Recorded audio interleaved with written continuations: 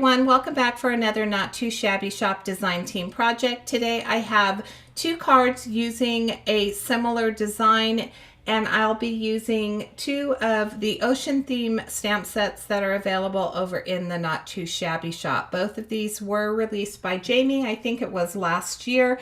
The first one is called Hugs and Fishes, and the second one is called Be Mermazing.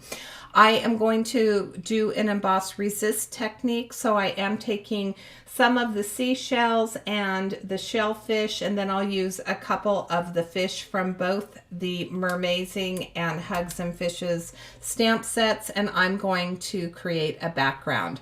I do have a white piece of cardstock that's been cut to 3 by 6 inches, and once I get everything placed where I want it, I'll bring in my Versamark ink, which is a clear embossing ink. It's going to allow the white embossing powder that I use to stick to each of the images. And I'll add that white Hero Arts embossing powder and bring my heat tool to the images to melt that embossing powder. And then there's one little spot that I missed. It just needed a small little stamp, so I'll take one of the sand dollars and I'm going to do the same exact thing just to fill in the white space that was left over after I did this stamping. I did want to mention that the new box of the month was released yesterday. We did have a hop at the end of this video. I will have a link to the video if you'd like to hop along for a chance to win a $25 gift card. I think that there were 6 participants in the hop. Once you finish watching all of the videos, all you need to do is go over to Rafflecopter and enter to win after leaving comments on each stop in the hop. So now I've added all of my embossing powder and heat set everything, and I'm doing the resist technique with some Distress Oxides. I wanted this first card to be a muted rainbow card. I started with Priced Ribbon, Distress Oxide, added some evergreen bough, and you're going to see that I am going to work on the blend for all 3 of these colors. And then when I start with the design of my card with some of the circles, I will add a red and an orange to almost complete my rainbow. I want to apologize for my voice. I have been sick for the past couple of weeks. My voice kind of goes in and out, so again, I'm really sorry for the raspiness of my voice. I wanted to oxidize that Distress Oxide, so I did add some water using my Distress Sprayer into the palm of my hands. By clapping over the top, I get some really nice splatters. I like larger splatters, so it gives me the nice splatter. And then, of course, I dried it with my Ranger heat tool.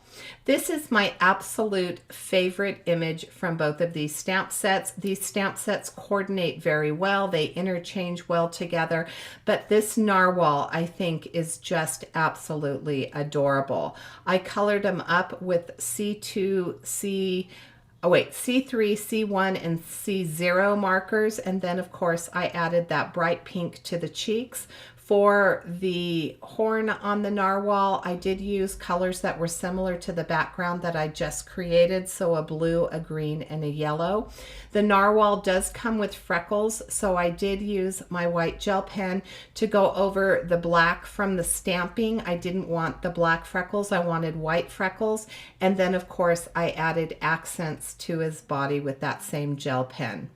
For the circle, I used Worn Lipstick. That is going to be my red in the rainbow, and I treated it with an anti-static tool. I do want to mention that I did dry it before I brought my anti-static tool to it, because that ink does take a little while to dry, and I wanted to make sure that it was set and I didn't get embossing powder everywhere. I used that same white Hero Arts embossing powder and stamped the Hugs and Fishes, and then added that white embossing powder over the top and melted it. You can see that for the top layer I did use the water splatters again. For the bottom layer I used abandoned coral and a scallop dye from my stash, and I didn't add any water to that layer of the circle. I do wanted I did want a little bit of a lift for my narwhal, and of course I added foam tape to the back of this. Once I get this release paper off, I'll use my reverse tweezers to help me out with that. I will add it to the circle, and then I will glue the circle to the center of my panel, and then I'll bring in a card base that is 3 1/4 by 6 1/4 inches. It is a white side folding card base, and I will add the entire panel to that card base, and that will complete card number 1. So here's where I'm going to start using my Barely Art glue, and I'm going to just glue this straight down and then center it onto that card base. And I just think that these images from the Not Too Shabby shop are absolutely adorable. We are going to be having the stamp and die of the month. It has been released, but we will have the hop coming up on the 7th of February. So keep your eye out for that. Again, you can hop along for a chance to win a $25 gift card to the shop as well. All right, so here is my heart. Instead of the circle for the center of my card, I decided to go with the heart. You'll notice that these are perfect for either Valentine's Day or just a way to tell somebody that you miss them. I wanted to go a little bit more monochromatic this time, so instead I chose to go with just a pink tone. I'm going to go with the Kitsch Flamingo that I added to this heart, and then finally I'm going to bring in the picked raspberry. Now the picked raspberry is going to go on a 6x6 red rubber stamp, so I did need to remove my foam pad from my Misty, and then I'll ink it up with that picked raspberry, and I'm going to stamp the center of this heart. I'm going to use that same stamp for my background, so I'll lift the heart up. I'm going to clean my stamp off, and I'll clean the back of my Misty, and then I'm going to ink up my background again using that picked raspberry. I brought in a scrap piece of cardstock that I had, and I'm going to stamp that mandola one more time, and then I'm going to add just a little bit of Kitsch Flamingo over part of that background. I'll remove it from my Misty, clean off my stamp, and then I'm going to bring in my guillotine trimmer.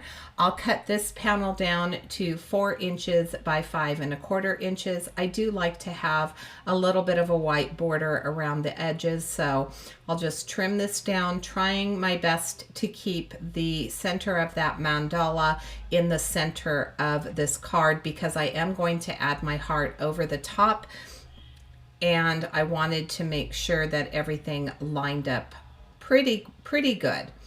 So here's the 2 seahorses from the Hugs and Fishes set. I am going to color them both pink. As I mentioned, I was keeping this monochromatic. For the girl seahorse, I did color her a little bit darker, so I'm using some of the darker tones of pink. I'm going to give her a little bit of pink eyeshadow. I want to mention that I thought that I would try adding some white around her eyelashes, and I really didn't like it, so I will clean it up with a micron pen and get those black eyelashes back. But I do add some cheeks to her face, some pink lipstick to her lips, and then I'll bring my white gel pen in and I'll add just a little bit of accent to the female seahorse. For the male, I used a lighter pink on the body, and then I added some of the darker pink tones to the stripes just to add a little bit of pop of color. And then for the narwhal and the seahorses, I did use my brother's Scan and Cut to cut out these images because there are no coordinating dies at this time.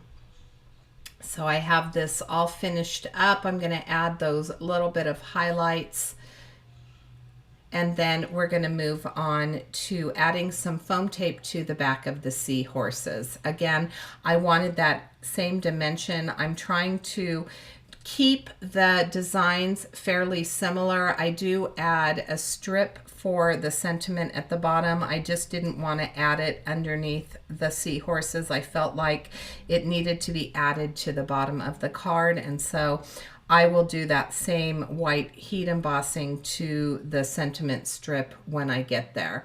So I'm going to use my art glitter glue. I have a 4 1/4 by 5.5 inch top folding card base. I'm going to add my heart to the center of that. And then, of course, as I mentioned, I'll add that foam tape to the back of my seahorses. I did use some 1/8 inch foam tape, so something that was just a little bit thinner than the other foam tape that I used on the narwhal, because the narwhal is a little bit bigger of an image. I could use a wider piece of foam tape on that one. I'm going to make sure that those two are kissing, and then I'll bring in my scrap piece of, well, nope, I'm actually going to be adding my little hearts. So I had these hearts in my stash.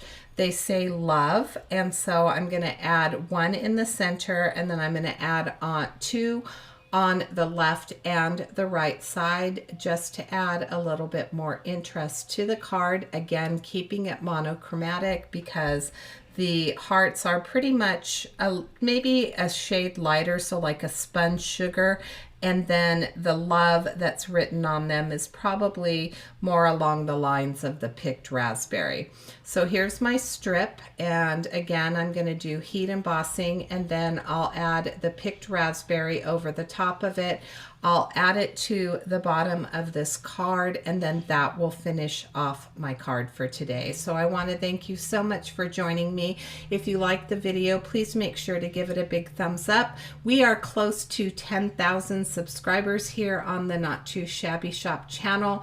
And of course, if you're watching on my channel, I'm nowhere near 10,000, but I would love for you to subscribe and ring the bell so that you're notified whenever I do upload another video. If you're watching on the Not Too Shabby channel, we would love to hit that 10,000 mark and have a giveaway. So make sure, if you're not subscribed, that you do subscribe so that you know whenever we do upload another video.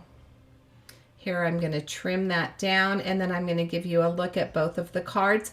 Thanks again for watching. I hope you have a fabulous day.